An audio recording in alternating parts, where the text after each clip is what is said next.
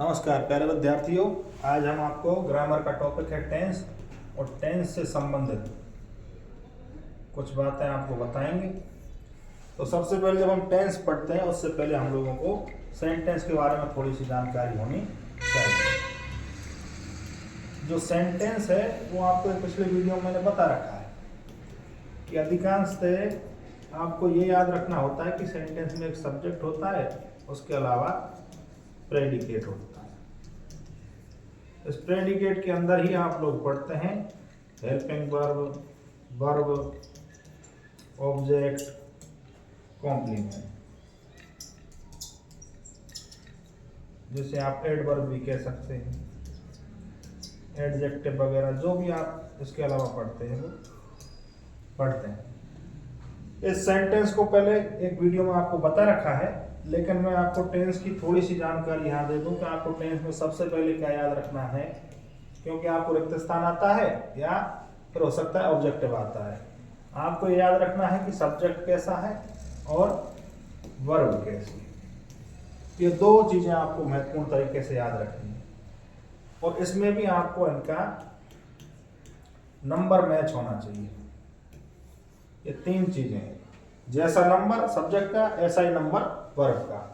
और वर्ब में भी वर्ब के साथ जब हम वर्ब शब्द बोलेंगे तो इसमें आपको ये मान के चलना है कि हेल्पिंग वर्ब इंक्लूड है, हेल्पिंग वर्ब इसके साथ ही। तो अगर मान के चलो सब्जेक्ट सिंगुलर है तो फिर हमारी वर्ब भी कैसी होनी चाहिए, सिंगुलर होनी चाहिए। जो वर्ब और हेल्पिंग वर्ब है वो भी कैसी होनी चाहिए, सिंगुलर होनी चाहिए। अब अगर एक वचन देखेंगे हम तो सिंगुलर जो सब्जेक्ट प्रोनाउन है वो कौन कौन से हैं जो आप लगातार पढ़ते रहते हैं। ये ही, सी, इट, ये सिंगुलर प्रोनाउन है और इनके साथ में जो सिंगुलर वर्ब आएगी या हेल्पिंग वर्ब आएगी। तो हेल्पिंग वर्ब जो हम टेंस में पढ़ते हैं जैसे निर्धारित होता है टेंस, वो आपको पता है सारे टेंसों को मिलाकर अगर हम देखें तो इज आएगी, डज आएगी, हैज आएगी, ये तीनों प्रेजेंट की हैं, वाज है, साथ he is, does, has, was. यहाँ अगर हम देखेंगे बहुवचन, आई है, बी है, यू और दे। आई के लिए थोड़ा सा अलग नियम होता है, वो अलग पढ़ेंगे, लेकिन ये कॉमन चीज हमको देखनी है। इसमें हम याद करते हैं आर है, हैव है, डू है, वर। ये चीजें हम देखते हैं कि ये सहायक क्रियाएं आती है, तो ये मोटे मोटे आपको याद रखनी होती हैं। अगर हम सहायक क्रियाओं की बात इसमें करें तो एक बार के लिए हमको सारी सहायक क्रिया याद रखनी होंगी और वो सहायक क्रिया आपको पढ़ा भी रखी है। हम शुरुआत प्रेजेंट से करेंगे। तो प्रेजेंट सिंपल में अगर हम पढ़ते हैं तो या तो वर्ब की फर्स्ट फॉर्म या फिर वर्ब की फर्स्ट फॉर्म में एस या एस, मतलब जो अफर्मेटिव सेंटेंस होता है वहां कोई सहायक क्रिया का प्रयोग नहीं होता है, लेकिन नेगेटिव में सहायक क्रिया का प्रयोग होता है डू का और डज का। बहुवचन के साथ में डू और एक वचन के साथ में डज। जब हम इससे आगे बढ़ते हैं, जैसे ही हम लोग प्रेजेंट कंटिन्यूअस में पहुंचते हैं तो वहां हम लोग पढ़ते हैं इज, एम और आर। बहुवचन के साथ में आर, एक वचन के साथ में इज और आई जो होता है प्रोनाउन उसके साथ में एम। इससे थोड़ा आगे चलते हैं तो हम पढ़ते हैं प्रेजेंट परफेक्ट जिसमें हैज और है। हैज पढ़ते हैं हम लोग सिंगुलर सब्जेक्ट के साथ में और हैव को लगाते हैं प्लूरल सब्जेक्ट के साथ में। उसके बाद परफेक्ट कंटिन्यूअस में बीन का प्रयोग हो जाता है, वो कोई बड़ी बात नहीं है। तो ये जो तीनों चीजें पढ़ी आपने कि प्रेजेंट सिंपल के अफर्मेटिव में तो कोई वर्ब प्रयोग होती ही नहीं है, नेगेटिव और इंटरोगेटिव में होती है।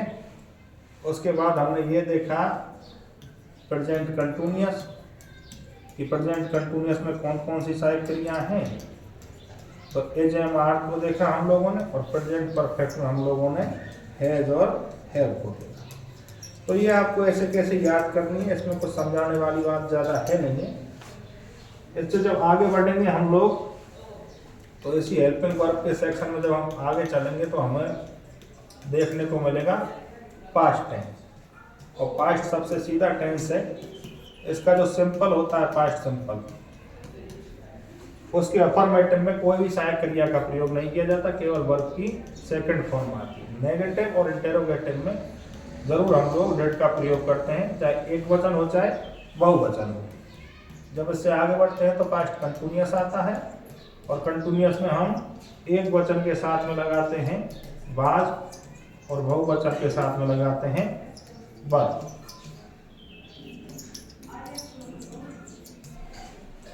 और थोड़ा आगे बढ़ते हैं तो इसके बाद आता है पास्ट परफेक्ट, और पास्ट परफेक्ट में केवल एक सहायक क्रिया का प्रयोग होता है, वो है, चाहे एक वचन हो चाहे बहुवचन हो, और परफेक्ट कंटिन्यूअस में बीन लग जाता है, हेड बीन हो जाता है।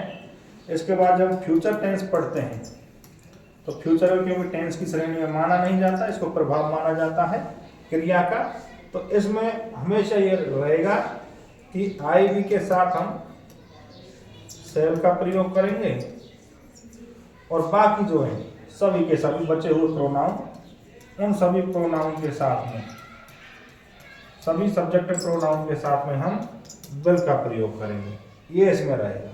तो सेल और विल ये हो जाएगा आपका फ्यूचर सिंपल। जैसे ही हम फ्यूचर कंटिन्यूअस की तरफ जाएंगे तो फ्यूचर कंटिन्यूअस में आपको सेल के साथ में भी लगाना पड़ेगा, विल के साथ में। प्रोनाउन वही रहेंगे, सेम प्रोनाउन रहेंगे, आई बी के साथ में सेल, बाकी सभी के साथ में विल। तो फ्यूचर कंटिन्यूअस में हो जाएगा सेल भी और विल भी। फ्यूचर परफेक्ट में आपका हो जाएगा सेल हैव और विल है। ये तो आपकी सहायक क्रिया की बात है। अगर आपको इसके बाद जो महत्वपूर्ण चीज है वो इन सेंटेंस में कुछ एडवर्ब प्रयोग की जाते हैं, सेंटेंस में एडवर्ब यूज होते हैं। उन एडवर्ब के जरिए आप पहचान सकते हैं कि ये टेंस प्रेजेंट है, पास्ट है या फ्यूचर है। जैसे मान के चलो अगर लिखा हुआ है सेंटेंस में टुडे, इसका मतलब क्या है, प्रेजेंट है। अगर मान के चलो लिखा हुआ है टुमारो, तो इसका मतलब क्या है, फ्यूचर है। और अगर लिखा हुआ है यस्टरडे, तो इसका मतलब क्या है, पास्ट। लगभग ये अर्थ होता है इनका। ये जो टाइम बताने वाले एडवर्ब होते हैं, जो टाइम से संबंधित होते हैं, उनके जरिए भी हम टेंस का पता कर सकते हैं। साथ ही साथ इनकी पहचान भी होती है कि सामान्य रूप से बहुत सारी क्रियाएं हैं। जैसे कोई वैज्ञानिक प्रयोग है तो वो किसके अंदर आता है, वो प्रेजेंट टेंस के अंदर आता है। साथ ही साथ अगर कोई ऐसी बात है जो हमेशा से सत्य है, तो वो सत्य भी, वो ट्रुथ भी किस में गिना जाता है, प्रेजेंट सिंपल में गिना जाता है। साथ ही साथ कुछ ऐसे प्रयोग होते हैं, कुछ भौतिक बातें होती हैं, कुछ कहावतें होती हैं, वो सब भी किसके अंदर आती हैं, प्रेजेंट सिंपल के अंदर आती हैं। तो वो इसकी पहचान होती है। अभी के लिए आपको केवल इतना याद करना है, एक बार 15-10 मिनट के इस वीडियो में, ये जो सहायक क्रियाएं हैं कौन सी एक वचन के साथ में आती है, कौन सी बहुवचन के साथ में आती है, और कौन सी टेंस में कौन सी सहायक क्रिया का प्रयोग किया जाता है, तो केवल इतना याद करना है आपको। उसके बाद में टेंस की पहचान कैसे करनी है, कैसे आपको भरना है, अगर रिक्त स्थान आ जाए तो, या फिर ऑब्जेक्टिव आ जाए तो कैसे आपको पता लगाना है, वो मैं आपको अगले वीडियो में बताऊंगा। एक बार पुनः रिवाइज करवा देता हूं आपको। ऐसे लिख लेना, एक तरफ हेल्पिंग वर्ब और एक तरफ लिख लेना टेंस।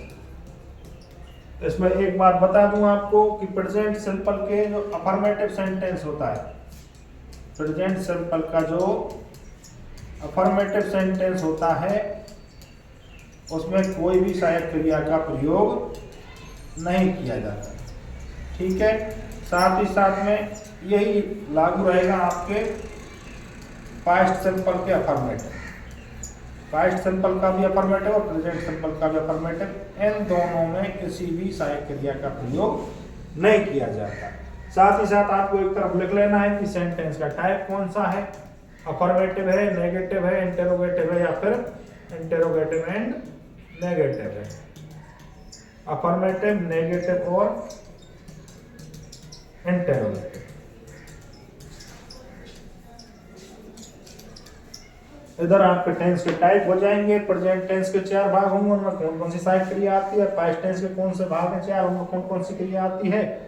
तो वो यहाँ सहायक क्रिया आपको लिख लेनी है। जैसे अब यहाँ पर हम लिख दें कि टेंस लिख दिया हम लोगों ने प्रेजेंट, और प्रेजेंट टेंस में सिंपल है तो यहाँ पर कोई भी सहायक क्रिया का प्रयोग नहीं किया जाता, केवल वर्ब की फर्स्ट फॉर्म या फिर वर्ब की फर्स्ट फॉर्म में एस या एस, ये सिंगुलर के लिए, ये प्लूरल के लिए आपको लिखा रखा है वैसे पूरा।